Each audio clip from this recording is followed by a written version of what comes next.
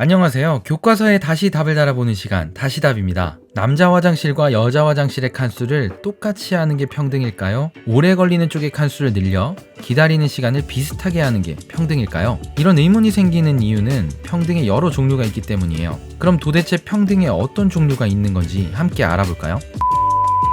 첫 번째 평등의 이름은 인격의 평등이에요. 쉽게 말하면 모든 인간은 평등하다라는 건데요. 근데 인간은 다르잖아요. 9회차에서 다룬 사회적 지위 중에 귀속 지위에 해당하는 것들을 생각해보세요. 태어나자마자 자동적으로 나에게 부여되는 코드 같은 것들이 많았어요. 인종, 성별, 국적 등의 이유로 우리는 차이를 가지고 태어나요. 그럼 인격의 평등은 이러한 인종, 성별, 국적 등의 차이를 전혀 인정하지 않는 것일까요? 그건 아니에요. 인격의 평등은 사람들 사이에 존재하는 다양한 차이들을 존중하는데요. 이러한 차이에도 불구하고 모든 인간이 기본적 가치 또는 사회적 지위에서 동등하다고 주장하는 것이죠. 인간은 그 존재 자체로 소중한 가치를 지닌 존재라는 거예요. 그 가치의 우열을 따질 수 없다는 거죠. 평등의 가장 기본적이고 최종적인 형태라고 할 수 있어요.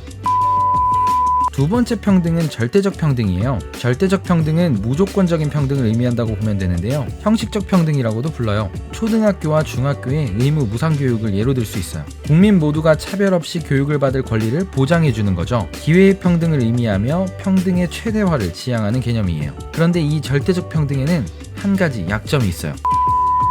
절대적 평등은 출발선을 맞춰주는 거예요. 누구나 같은 출발선에서 경주를 시작하는 거죠. 그렇게 되면 사람들마다 각자의 사회적 지위의 차이나 능력의 차이 때문에 결승선을 통과하는 순서가 달라지게 되겠죠. 쉽게 말해서 결과적으로는 평등하지 않은 상황이 된다는 것인데요. 여기에 절대적 평등의 약점이 있죠. 그래서 나온 것이 바로 상대적 평등이라는 개념이에요. 서로 다른 사람을 모두 동등하게 대우하는 것이 합리적이지 않다는 생각에서 시작된 평등의 개념이죠. 예를 들어 소득에 따라 세율을 다르게 적용하는 것을 들 수 있는데요. 이는 결과적 평등까지도 고려하기 위한 조치예요. 평등의 최적화를 지향하죠. 상대적 평등은 출발선을 서로 다르게 만드는 거예요. 결과가 어느 정도 비슷해질 수 있도록 말이죠. 그런데 출발선이 다르다는 이유 때문에 오해가 발생하기도 해요.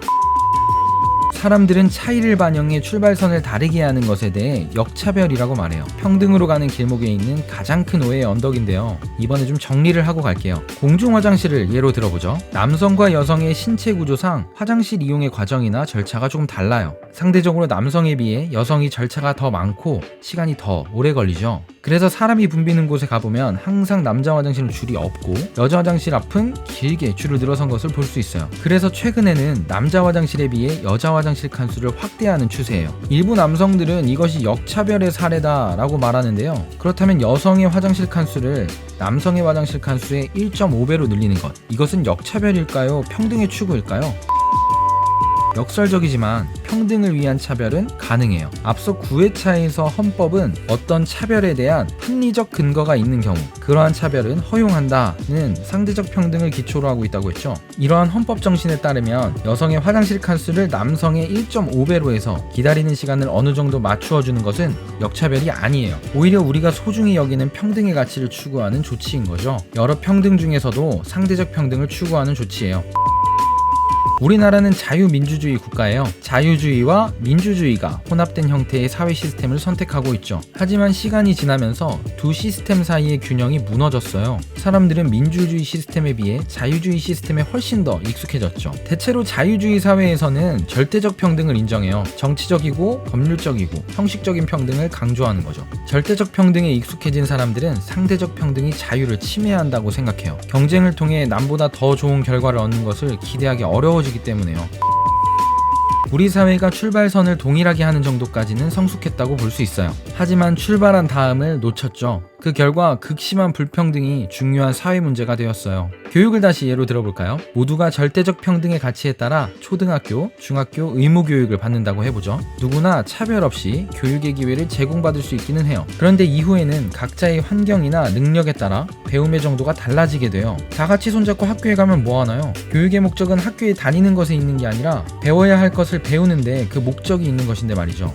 이러한 불평등의 정도를 줄이고 모두가 잘 사는 사회를 만들기 위해서는 헌법이 명시하고 있는 상대적 평등의 가치를 실현하기 위해 노력해야 해요.